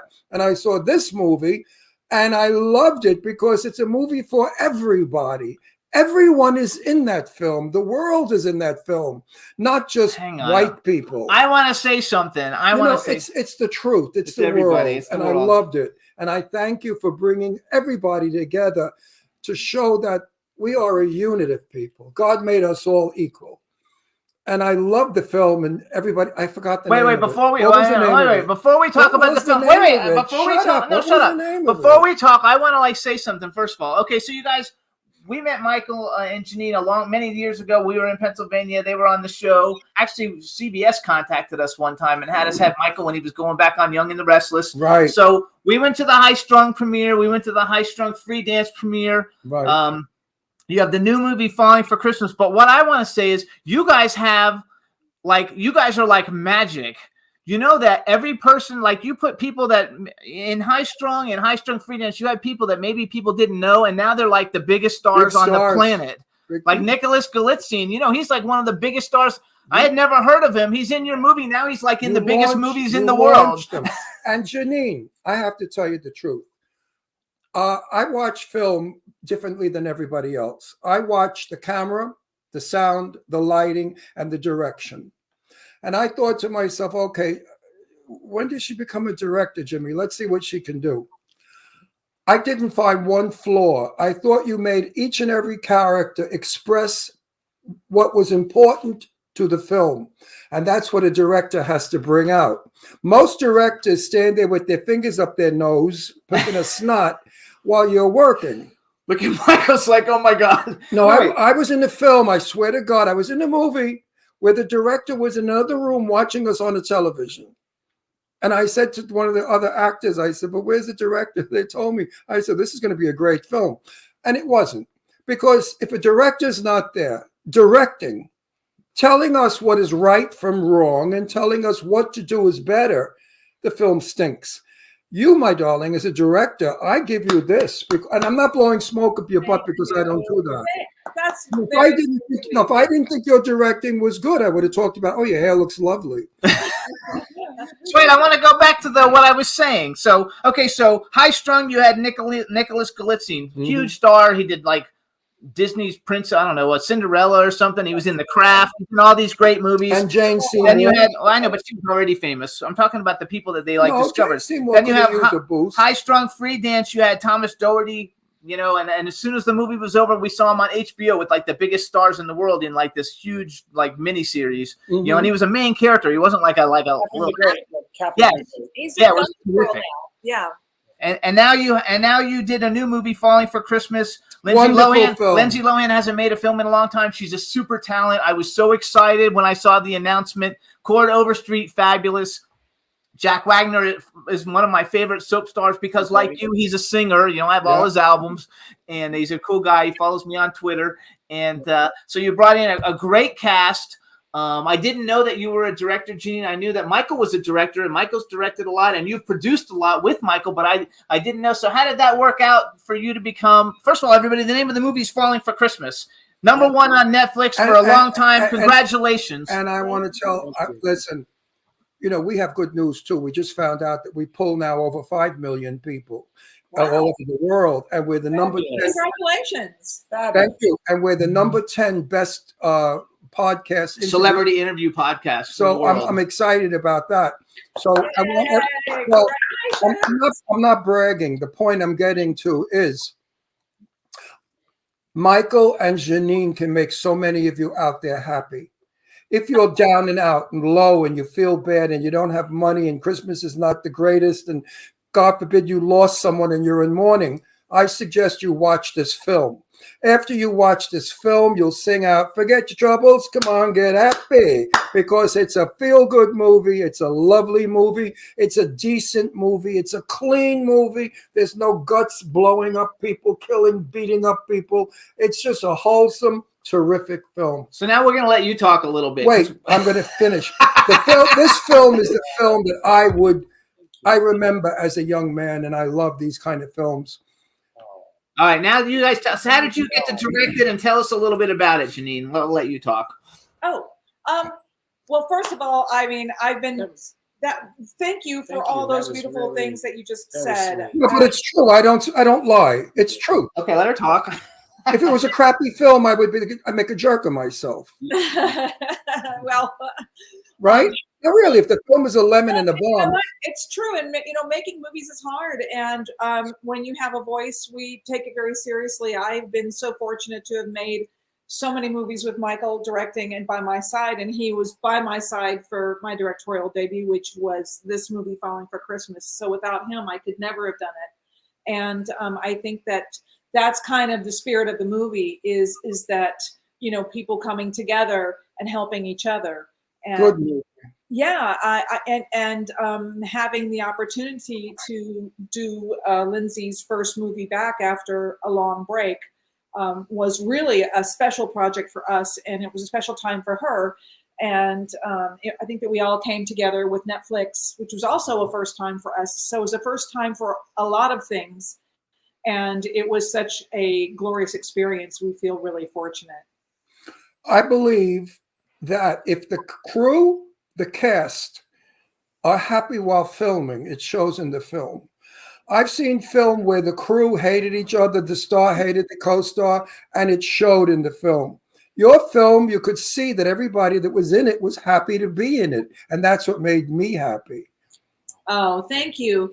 I'm going to tell you more about this film. I wish we would make more of them. Please make more of these films. You guys have to save our culture. Actually, wait a second. And one thing I want to say, being a gay man, it's very difficult for most people to understand a gay man or a black and white relationship or a transgender person. Film today is starting to enlighten the world that there are many wonderful people out there who march to a different drummer. Your film does this, and for that, I thank you. I thank you. Thank you so and much. Michael, shave. I don't like your beard. Fall about it. Janeen, she told me to grow it. No, I saw Jimmy Star, and no, look at let me tell you, Jimmy, if Jimmy was as good looking as you, he wouldn't have the beard. No, Michael, stop it! I'm going to punch you. When you're handsome, don't cover up your face with hair. Look at me, I'm good. You want me to run off and shave right now and come back on? Listen, no. I don't shave because I'm magnificent. I wouldn't cover this beauty with a beard. No, seriously, Michael. You look grubby, and that's not your style. No, you're such a clean-cut fella. You look like the altar boy. Everybody's son. Everybody wants a son like you. Okay. Now you look like a gangster, like a hood. Jimmy, what do you think about that, Jimmy? I like the beard, so no, I can't say your wife is so beautiful. Look how beautiful Janeen is put together. I like beards, though. Janeen, I can't grow a beard. Janeen looks like a Barbie doll. And you look like... No, you look good, Michael. Don't No, listen. I don't like it. Anyway, come on. We got to talk about other things. A little Don Johnson. It's not a full beard. Yeah, it's just a little... I got the Don Johnson Miami Vice shade. I like it. No, everybody, I like it. You know, why do you want to look like everybody in town? Every jerk I know has a beard. Thank you. Grew a let me tell you something. I like Jimmy's beard because he's better looking with the beard than without. If Jimmy didn't look good if he looked better without a beard, he wouldn't have it. To me, it's I like like it. I though. like clean cut. Okay, well, I like it. Now let's move on. about it right Now now. we're gonna move on. I want to go back to Wait, the I movie. want to say something. I want to talk. Well, not yet. Earlier, I spoke about Coco. Coco is Janine's mom. Yeah. And you know what? Tell mom that I saw a lot of movies that had her costume designed by her. Was that her? Oh, no, she's our stills photographer on all of our Did films. she work under the name of Best? Yes, but that was when she was the artistic director of a ballet company. So Because I saw her name in Best. And he's watching everything on YouTube. We have a smart TV, and he Right. learned that to go to you on And YouTube. if you He think- spends all day on YouTube looking at stuff. I was Best. My whole dance career was Janine Best. Yes, If you wonder how we saw all kinds of things some about you people guys. say, how could she be so beautiful? Well, if you saw her father, gorgeous guy, handsome as a leading man, romantic, really dark, handsome. That's why she married this one, because he looks like her father. And The dark hair and blue eyes. You're he's right. on the type of your father. But your mother, forget about it. She's still drop dead gorgeous. She is a knockout. She's about 200 years old, and she's beautiful. I mean, she Don't let her no, hear she 200 looks like a years old. tomato. She looks like a young tomato. Your mother's a beautiful woman. She's I left got us. news Now for she's you. our daughter. If I was, Yes. if I was straight, I'd date her. Okay, I really would. All right, come on. I want to go thought back. she was so I want to sweet. go back. I want to go back. All right. That's it. So first of all, Falling for Christmas, you guys, it was #1 on Netflix. I don't know for how long, but for at least over a weekend, because like I kept seeing it there. I've actually watched it twice, so I helped. I watched it once before we knew you were coming on. I watched it again after you were coming on, just to see it because I really liked it. The characters I thought were great. The guy who plays Lindsay Lohan's boyfriend at the beginning was so irritating. He was great. I mean, he's such a good actor because I know he was supposed to be irritating. He was directed well. And he was so irritating, and I love the way the whole thing ended, which we're not going to spoil because No, everybody we're can not. go on No more Netflix about and watch the film. it. We're not going to say anything. Also, Michael, who anybody who doesn't know Michael Damian, was also a famous soap opera actor and director and a singer.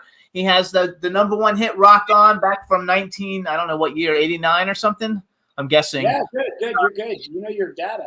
1989, and now he's got a brand new Christmas single that came out. It's called "Must Be Christmas." It's part of the Falling for Christmas movie. I'm sure it's available on. I know it's available to stream because I listen to it on Spotify. Can people download it? Is it on like iTunes and everywhere? Yeah, you can get it anywhere. iTunes, Spotify, We need Amazon, wherever you like to listen to your music. And it's nice and upbeat. And we need new Christmas music. I'm tired of Johnny Mathis singing Jingle Bells. That's all he listens to is Johnny Mathis. And so I also want to say I think the casting was, stellar. Chord Overstreet, everybody knows him from Glee. He was phenomenal in Glee. He's phenomenal in this. And he's also, in his own right, a phenomenal singer. I've actually streamed a lot of his music. The writing was good. Sometimes. Did you guys write it? Well, we did. We wrote. We did a rewrite on it because when we came on, we kind of fine tuned it for Lindsay, and also then when you find your locations and all of that. Yeah, so you do a polish. You go in and do a director's pass. So. Okay. I forgot what I'm old. I'm 83. How am I? I'm 82. I even forgot how old I am. I'm 82 years old. I'm old. As we say in Genovese, we say Changamba. But another thing I want to bring out, and it's all like really just to give you guys props. But okay, so Falling for Christmas, #1 on Netflix. Back when High Strung came out, I remember you did all these Twitter things and stuff, and it was a lot of fun. And High Strung was #1 on Apple iTunes. I love that movie. So like really all your films, do extremely well.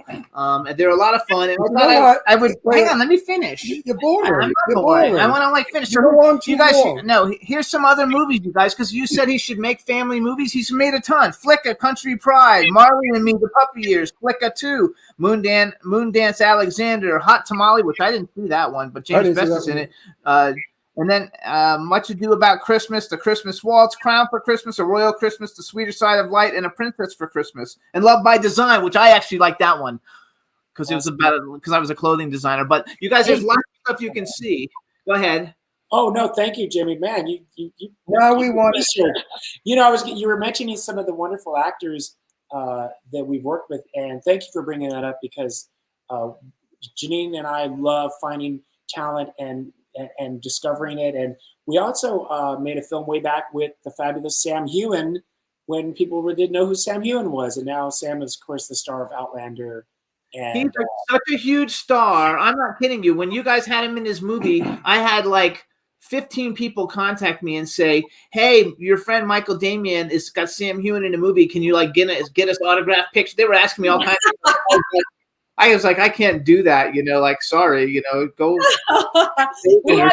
Sam was in A Princess for Christmas with Roger Moore. Yeah, with the it was great. We saw it. We saw it. Now I want to see a movie with Michael Shaven playing the leading man in the film, because he comes in the film for 2 seconds and he's in and out. He jumps in and out. Michael, really, seriously. I didn't see a cameo in I'm Falling for speaking, Christmas. Mola Ducato. I'm speaking. Oh. No, you didn't do a cameo though in Falling. Either one of you, right? I didn't see you unless it happened so fast. Falling for Christmas. Yeah, Michael was in it. I saw Michael. You have to look for him. It's a don't blink moment, and then Janine's heels are in the movie at the beginning, walking the little dog in the opening. That I didn't know was her heels, but I saw Michael flashing in and out. Well, Michael, you got it. No, I hope I wasn't flashing. Oh my God! I know, Michael. The broads still swoon over you. You still are a lady killer. Use it before you get to be my age. When you're my age, the dogs don't even like you; they run away from you. So use it. Enjoy your years and put it on film. I'm serious. I would like. Well, he's coming back to YNR. He's doing this. Yes, I just saw it on. I saw it on Twitter, and I follow Soap Opera Digest, and I saw everybody tweeting. Not it a soap opera. That to me is not film. I've not been a fan of soap. We know every soap opera guy in the world. Tristan Rogers is our dear friend. Okay, Sean Kanan is our dear friend. You know everybody. We know everybody. I mean, these are our buddies that we hang with, and I tell them the same thing. You know what they say? You're right. They all want to get out of soap and do a film because soap they feel is not acting. About 2 million fans, so no. I'm just letting you know because you're right. I love the soap opera, I love them. He doesn't. No, they're stupid and they're poorly there's room for everybody. Yeah. No, look, Sean Kanan told me soap operas though. Wait, Sean Kanan said to me there was a revision one day we were shooting and they gave him 40 pages to learn in 20 minutes. So I said, you could remember 40 pages. I can't remember 2 lines in a movie. And he remembers 40 pages. He said, yeah, I said, it shows in the acting because you run through. Anyway, Jimmy's producing a lot of movies. And I spoke with Jimmy and I said, we should meet because we're in a film. I have a film shooting in outside of Vegas. We're there for 30 days, starting January 10th. So we're going to call you guys and meet you for lunch. Great. And introduce you to somebody whom you may want to work with. Money. So we'll have lunch and we'll talk about it. Sounds great. I would love to see you in a film playing a whole. You're still good. Don't throw yourself away. You're not. He's directing though. Oh, directing is good, but you know what? It takes it. Behind the lines. I would like to see Michael himself in a film. Thank you, Ron. You know what I'm saying? Do you understand? Thank you. Okay, well, we'll work on that, Ron. Do you like being a director? Obviously, you do because you've directed 20 movies, or something. I love it. Absolutely, I love it. I mean, what would be better than Michael and Janeen together in a movie, as married? Anyway, we'll work on it. Janeen, you could direct me, and I'll act. How's that? I'm sure. Do you want to be Janeen? Do you have a desire to actually act in any of the movies, or you like to be behind the scenes running it all? No, I like behind the scenes. I love it. For those you did a great job for a first movie. You really killed it. I thought so. For those of you out there that don't know who Janeen was before she married Hunky, she was a famous dancer on the Golden. What they call the Gold Girls? Solid Gold. Solid Gold. Not the dancer. Gold. She was a not solid the Golden dancer. Girls. Not the Golden Girls. No. Janeen, She was a solid gold. If you see her legs, you know why she was a solid gold dancer. She's got legs that go from here to Chicago. They don't quit. Look at those gams.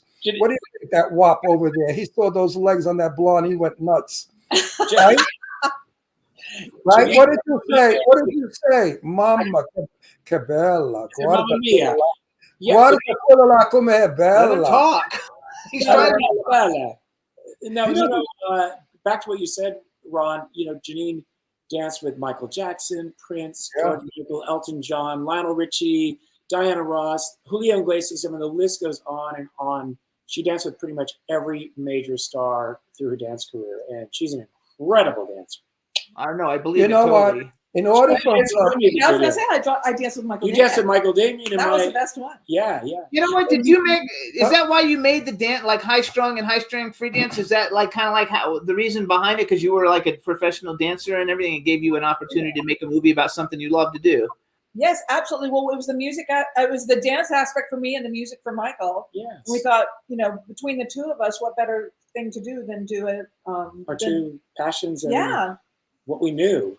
And Will there be like a high strung three, some sort of high strung three, or is that something we're not allowed to know yet, or it's something that we'd love to do. We're always open. We are always open. Listen, Michael.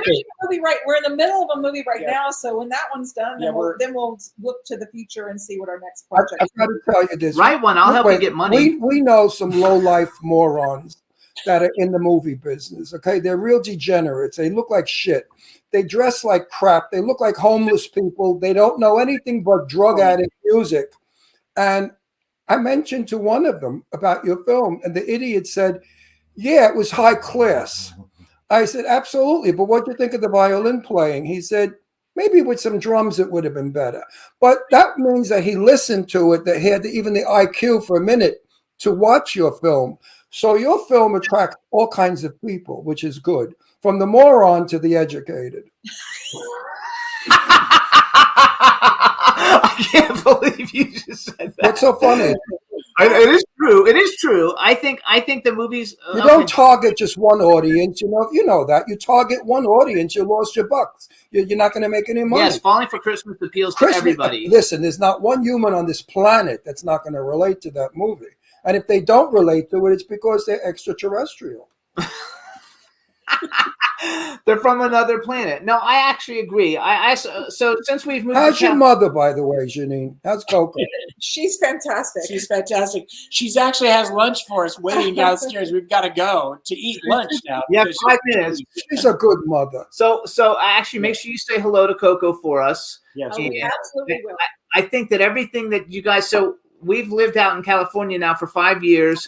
We probably go to 3 or 4 premieres a month in LA of independent film, and nobody makes an independent film like you guys make. That's actually a high quality film with an actual story that has a beginning, a middle, and an end, and with really great acting and everything really put together. Not for $50 million. I realize working on a good budget.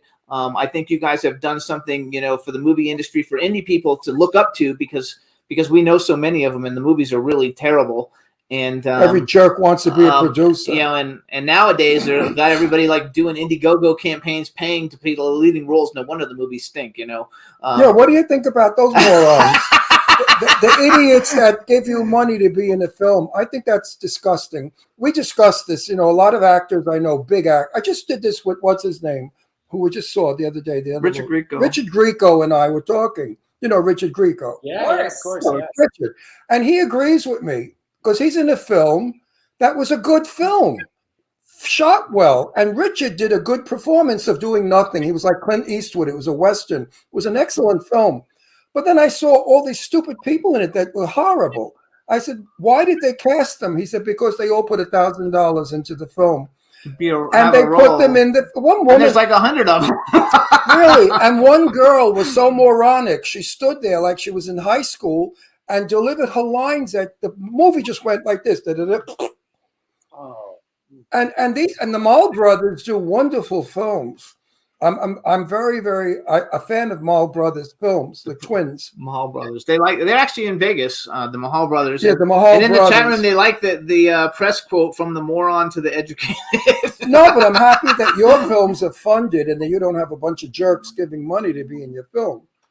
I hope they weren't. No, they in don't. They feel better. So let's just give a shout out one more time. So you guys, first of all, what is Netflix? I will say that that's it. It's a we don't have to worry about that side of it. Yes, which is great. So you guys follow Janeen Damian is on Instagram under Janeen Damian. Michael is the real Michael Damian. I think Michael's Twitter is like Michael Damian 1. Is that? I think so. Michael Damian 1. The name of the movie is Falling for Christmas. Stars Lindsay Lohan, Chord, Overstreet, Jack Wagner, and I wrote down George Young too, just because his character like upset me so that I loved him. I mean, he was so obnoxious that I like loved him. You guys should have him on the show. He's really great. You should invite him on your show. We will. All right, we will. Wait, Janine, how did you get that out of him? What did you do to get that character out of that actor? Well, first of all, he's an immense talent, and he brought so much to the role. He's also the nicest, sweetest person. He's really that nice. was true acting. And he also, I mean, he was just in another miniseries on Netflix where he played a really dramatic character. So this was a little bit out of the box for him. So he was really having a lot of fun with it because it was something different and new. And he's so open and fun, and he wants to play and try. And I think that's the thing, is that we just like to create an atmosphere where everybody feels like they can have fun and experiment and not be judged, and that they can just do their thing. And that's what he did. And Lindsay too. I think that they're really fun together. They had a lot of chemistry as well, and their physicality together, I think, was what was that special. So happy. I was so happy to see Lindsay. Who did you cast the film? Yes. Yeah. I think that. See, that's important too. I think that. Wait a minute. A director, if a director helps cast a film, the director knows what they pick they can work with. See, that's very important for a director to cast a film. I think you guys, really that's one of your strengths is figuring out how to put together an amazing cast and bringing Lindsay Lohan back. So, everybody was so happy to see her. Everybody loves Lindsay Lohan. Come on, she's made some of the biggest movies in history. And so we love that whole thing. So I heard she was tough to work with. Is that true? No, she's great. No, she's wonderful. Absolutely wonderful. I take your word for it. You know what you're talking about. Absolutely. So, okay, so you guys follow Michael and Jean. Check out Falling for Christmas. It's on Netflix. Congratulations on all your success. We only watch the best for you and everything you do. We think it's wonderful. Thank you so much for coming on and promoting it. And I hope it continues through the holiday season to stay in the top 10 on Netflix. Merry Christmas. And I want to say one more thing, Michael. I loved your mother. I met her briefly, but she era proprio una signora. Oh, grazie. Lovely woman with that beautiful smile. Absolutely phenomenal. So anyway, enough of this crap. We dedicated Falling for Christmas to Mom. It's on the screen at the end. Yes, I know. I saw that. Yes, I saw that. We loved that. Was nice. That was Jack's wonderful son. Your mother liked that one. They see everything. But anyway, you guys have a Merry Christmas. Merry Christmas to you too. And a Happy New Year. And I hope I'm in this movie, by the way, that we're shooting in January. I can't talk about it. No, not yet. Not allowed. I hate that. We'll see you in Vegas. We will see you in Vegas. No, we'll get in touch. I have a good part. I played the father to a very, very famous actor. He's excited. I play his father. Well, I happen to like this actor, so it's going to be fun working with him. All right, so we'll see you guys. Merry Christmas, you guys. Happy holidays and congratulations. Merry Christmas. Thanks for having us. Arrivederci. Arrivederci, carissimi. Ciao bella. Buon Natale. Yay, you guys. I love those two. They're the sweetest people in the world. When I say they make the best independent movies in Hollywood too, I'm not joking. Well, you know what? It shows in their work. Nice people make nice movies. I firmly believe that some of these horror movies, these monsters, the people that create these monsters are monsters themselves. That's why their minds work in that area of gruesome and ugly and crappy. I want to tell everybody too, okay, if you're looking for something cool to watch, I'm almost finished. I have like 15 minutes left to go, I think, in watching Wednesday, which is not really a kid's show at all, even though it's about Wednesday Addams, who's the kid in the Addams family. It is so amazing. It starts out hilarious.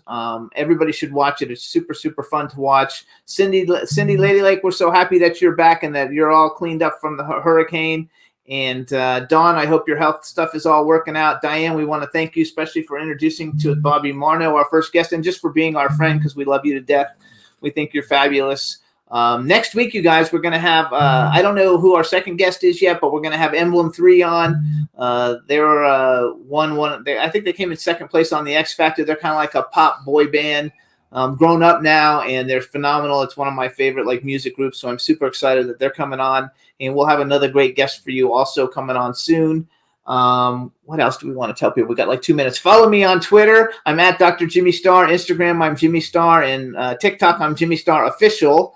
And you guys are going to love Emblem 3, I think. I think you guys will like them. They're 3 really good-looking guys, like in their late 20s.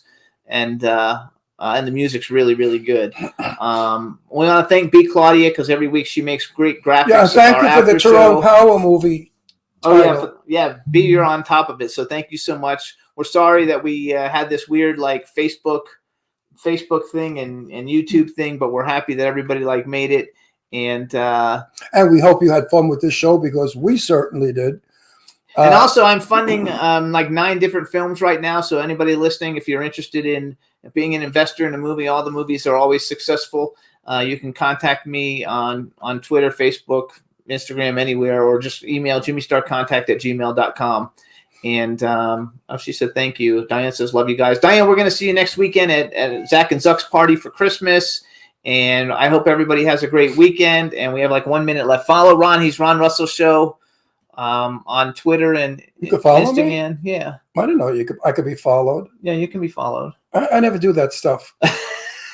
I don't know. I mean, my computer comes up with 3,000 people are doing this, and I say, who the hell are they? Oh, also, if you guys need PR, my company with Eileen Shapiro, World Star PR, we got named Best Entertainment Publicist in the U.S. So if you need publicity for a film, a movie, a television show, music, book, anything that you need, you can hit us up, and we do a great job. Thanks, B. B's one in there. B's saying mention all these things.